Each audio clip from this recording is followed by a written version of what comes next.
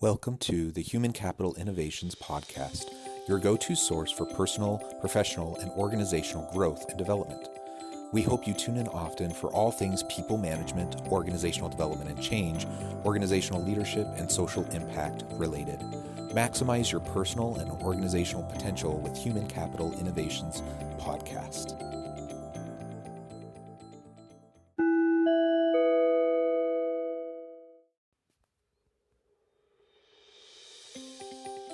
Welcome to the Human Capital Innovations Podcast. In this HCI Inc. Insights podcast episode, I explore Jason Fried's recent Inc. video, The Future of Office Design.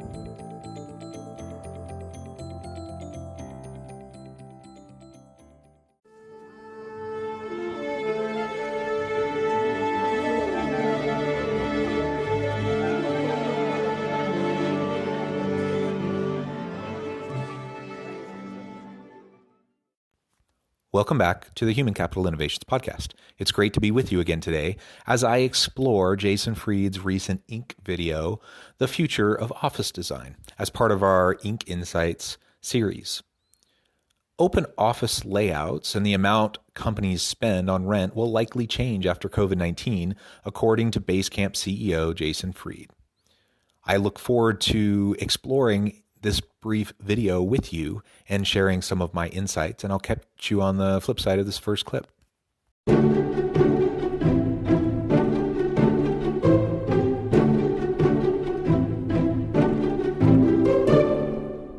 People are going to still have offices, but I think they're going to rethink how much money they're spending on rent. I think they're going to maybe downsize offices. I think office designs may have to change quite a bit. I would not want to be in a commercial real estate business right now.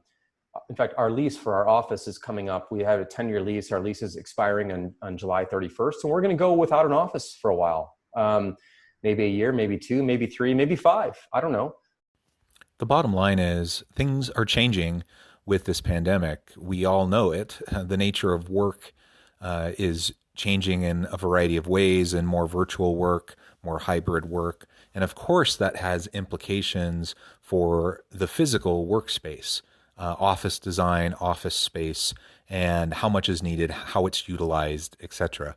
So in this very brief clip, he is just starting to lay out why he thinks these things are going to be changing in relation to office space, and specifically how things are going to be changing at Basecamp as an example. That they're not even sure they're going to renew their office lease. They probably won't, and they're not sure they'll do it for even another 1, 2, or 5 years. And I agree that I suspect that's how many organizations are going to approach this as they come up to the end of their lease agreements for their office space. We've already seen a move in this direction prior to the pandemic and the move towards more virtual work, that many within industries where it was more normal or acceptable to have virtual workers, they were already having more people work from home, downgrading the amount of office space required, and redesigning, really what they even meant by office design to explore what was really necessary and what would help the organization to be successful. We have a hybrid situation, so we're remote, but we also have a headquarters in Chicago, and we're going to go without for a while. And I think a lot of other companies are going to start to realize that they can go without or go with less. And I think, again, like office design is going to have to change a bit. Maybe the open office is not something, which, by the way, I think is a bad idea anyway, but now I think might be on its last legs here. Open office spaces may not really carry very far after this. So go without or go with less. And he isn't keen on the whole idea of open office space anyways, but suspects that with office redesigns following the pandemic and more virtual work, that the open office approach is just going to die out. Now, I tend to agree. I'm not a huge fan of open office space. I think it's important to have shared collaborative spaces, but that's not to say that everyone should be working on a regular basis in shared office spaces. So finding a way really like anything else, to find hybrid approaches where people can have their individual space where they can focus without distraction, but also have shared collaborative spaces is going to be important. But again, more organizations are going to realize that they don't need as much physical space in order to accomplish what they need to bring value to the marketplace and for their consumers. So if I can reduce my overhead by 20% or 30% just by downsizing my physical office space, or even getting rid of it and just moving to an ongoing virtual work environment, then that's something that you obviously would want to seriously look at and consider. Now, certainly there would be other perhaps unintended consequences of getting completely rid of your office space in the long term, but I do think that many organizations are going to go more of a hybrid approach. They're going to downsize. They're going to have shared offices in the sense that people will stagger when they come into the office to use the physical office space. And they'll still have collaborative spaces, but they just won't need as much open office space. And they just won't need as much individual office space either, because more people will be working from home, either full-time or in a hybrid format.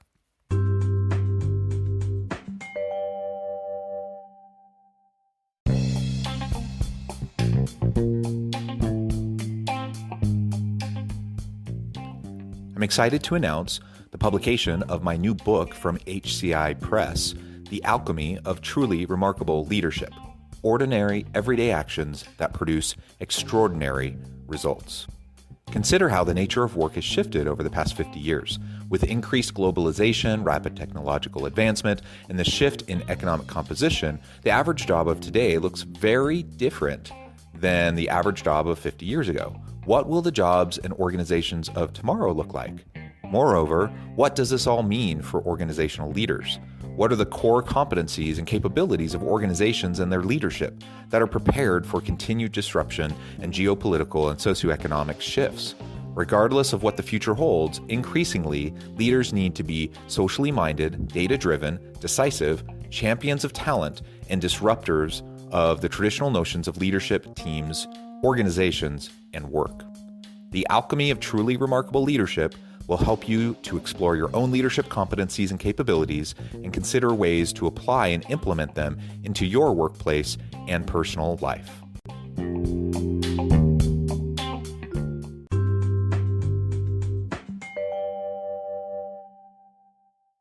It'll be really interesting to see how this shakes out.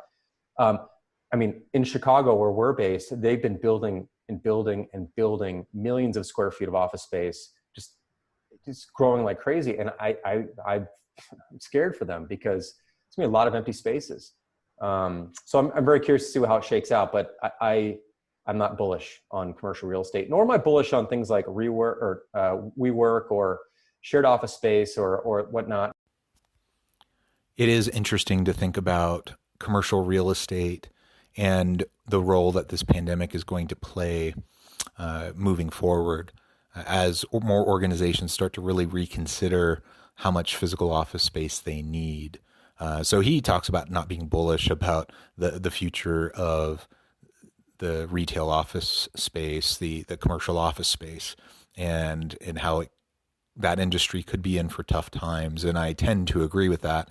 And ultimately, I think organizations are going to have to wrestle with what they hope to accomplish with their physical workspaces and how much is needed versus how much they can deal with either from a remote workforce or a hybrid workforce into the future to get the best of both worlds, so to speak. Now, I don't know the future, and I certainly can't claim to be able to predict exactly how things are going to pan out. And I know that some are super anxious to get back to the physical workplace.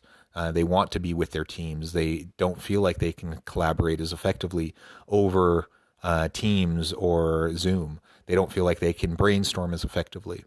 Some of that, I think, is just growing pains and a learning curve, and we'll get better at it.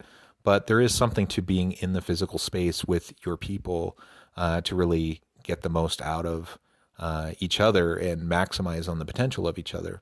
So organizations across industries, across organizational types and job types are going to have to wrestle with this and figure it out. And I really don't think there's a one size fits all. And I suspect that most organizations are going to move into some sort of a hybrid type of an approach.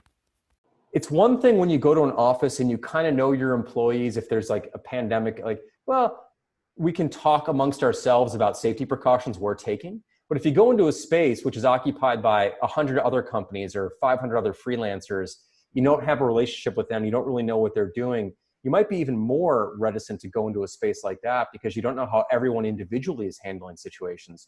So I think it's going to be really hard in co-working spaces as well. And I think his point about co-working spaces is an incredibly important one. It's one thing if I have my own office building or my people work on one floor or we're fairly segmented off from other areas. We can have more control over health protocols, over cleaning protocols, and things like that as it relates to the pandemic. But when you're in co-working spaces, when you're with a lot of other freelancers, when you're maybe just using a couple offices on a floor and there's a bunch of other companies using offices, you have no control over how they're utilizing their space, when their employees come in, what their protocols are when someone tests positive, how they're going to be cleaning. You just don't have any control over that. And so that does bring up a lot of questions about some of the risk that our employees are going to have to face when we bring them back to the physical office. And for some organizations, that's just not going to be worth it. They're not going to be willing to deal with that risk.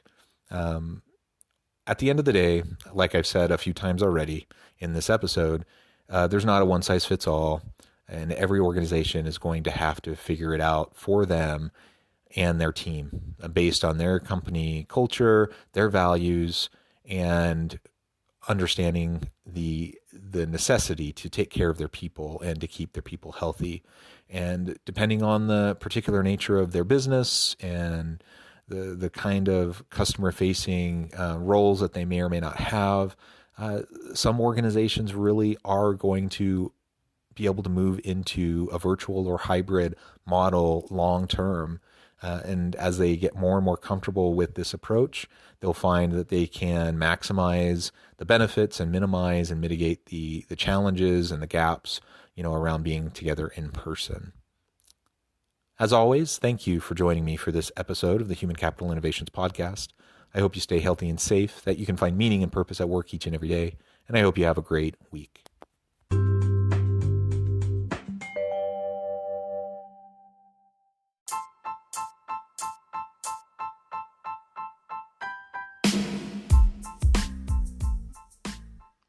We are excited about the launch of HCI's new magazine, Human Capital Leadership. Human Capital Leadership is a free, interactive e-magazine designed to help individuals, leaders, and organizations find innovative approaches to maximize their human capital potential. We will be publishing issues quarterly in August, November, February, and May. Check out the first issue and let us know what you think.